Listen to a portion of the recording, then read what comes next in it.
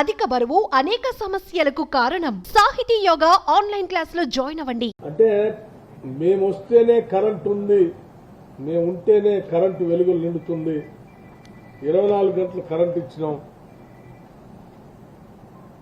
మాతోనే కరెంటు అని చెప్పినటువంటి వీళ్ళ లెక్కలు రాబోయే కొన్ని తరాలు కూడా తాకట్టు పెట్టేశారు. ఈ విద్యుత్తును కొనటానికి పవర్ పర్చేజ్ చేయటం కోసం 30,406 కోట్ల రూపాయలు, ఈ పవర్ పర్చేజ్ కోసం 30,406 కోట్ల రూపాయలు వెచ్చించారు. అట్లాగే సింగరేణి నుంచి పవర్ పర్చేజ్ వాళ్ళకున్న బకాయిలు, సింగరేణి కట్టాల్సిన పవర్ పర్చేజ్ బకాయి 19,431 కోట్ల రూపాయలు. అట్లాగే జెన్కోకి పవర్ పర్చేజ్ కింద కట్టాల్సినటువంటి ప్రభుత్వ బకాయి 9,743 కోట్ల రూపాయలు. మొత్తం పవర్ పర్చేజ్ పేరు మీద రాష్ట్ర ప్రభుత్వం కట్టాల్సినటువంటి బకాయి 59,580 కోట్ల రూపాయలు. 59,580 కోట్ల రూపాయలు పవర్ పర్చేజ్ పేరు మీద ఈ రాష్ట్ర ప్రభుత్వం బకాయి పడి ఉన్నటువంటి అప్పు. 2014 నాటి ఒకసారి ఆలోచన, ఆనాటి ప్రభుత్వాలు మొత్తం పవర్ పర్చేజ్ కోసం ఉన్నటువంటిది 7,259 కోట్ల రూపాయలు మాత్రమే. ఈ రాష్ట్ర విభజన జరిగే నాటికి పవర్ పర్చేజ్ పేరు మీద ఉన్నటువంటి బకాయి కేవలం 7,259 రూపాయలు మాత్రమే. కేవలం ఈ 9.5 ఏళ్లు 10 ఏళ్లలో 59,580 కోట్ల రూపాయలు కేవలం పవర్ పర్చేజ్ కోసం వీళ్ళు ఖర్చు పెట్టింది, కొన్నది. ఇంత పెద్ద మొత్తంలో అప్పు చేసి కరెంటు కొనటానికి ఇంత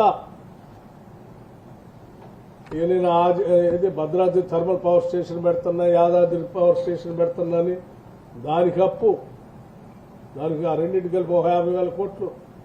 మళ్ళీ ఏడ చూసినా అంటే అంది వచ్చిన ప్రతి డిపార్ట్మెంట్ని అప్పుల రూపేణా తాకట్టు పెట్టి రాష్ట్రాన్ని, సమాజాన్ని అత్యంత భయంకరమైన ఆందోళనకర పరిస్థితుల్లో రాష్ట్ర ప్రభుత్వం, గత ప్రభుత్వం నెట్టేసింది. అసలు మన భారతదేశంలో అప్పు లేని రాష్ట్రం లేదు. భారతదేశంలో అప్పు లేని రాష్ట్రం లేదు.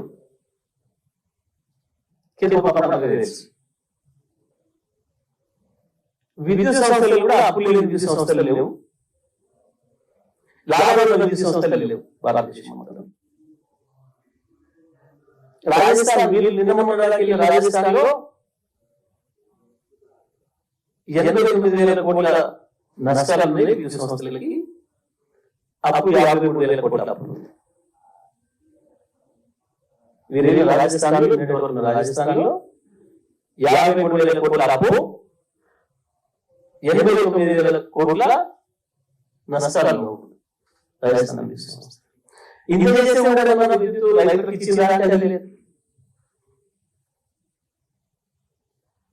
రైతులకు 6 గంటల నుంచి ఇస్తున్నామా లేదు. అప్పు చేసిమా, ఇంకోటి చేసిమా, ఇక్కడ రైతులకు కఠినంగా ఇచ్చినాం. ఏ నిమిషం కావాలంటే ఆ నిమిషం అందుబాటులో పెట్టిన విద్యుత్ అన్ని రకాల రైతులతో సహా. అది కూడా మాట్లాడలేదు, ప్రజల ముందు దేనికి విధంగా చేరగాక, ప్రభుత్వాన్ని నడవడం రాక, అడ్డగోలుగా అవమానమైన హామీలు ఇచ్చి ప్రజల ముందు దోషులుగా నిలబడమనే భయంతో తప్పించుకోవడానికి అబద్ధాలు పదే మాట్లాడుతున్నారు.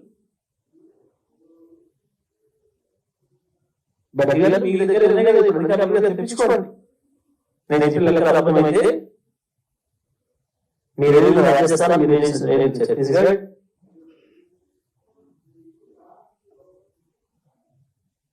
ఇబ్బందులు చేస్తున్న కర్ణాటక, మధ్యలో మీరు వచ్చిన మహారాష్ట్ర, ఆ తర్వాత మధ్యప్రదేశ్, ఇన్ని రాష్ట్రాలు కూడా అప్పులు ఉన్నాయి, నష్టాలు ఉన్నాయి. అయితే మళ్ళీ పదే అబద్ధాలు చెప్పి తప్పించుకున్న ప్రజల నుంచి ఏ విధంగా 24 గంటల విద్యుత్తును ప్రజలకు ఇవ్వలేక, ఇవ్వడం రాక, నాగరికత తెలియక తప్పించుకునే ప్రయత్నం.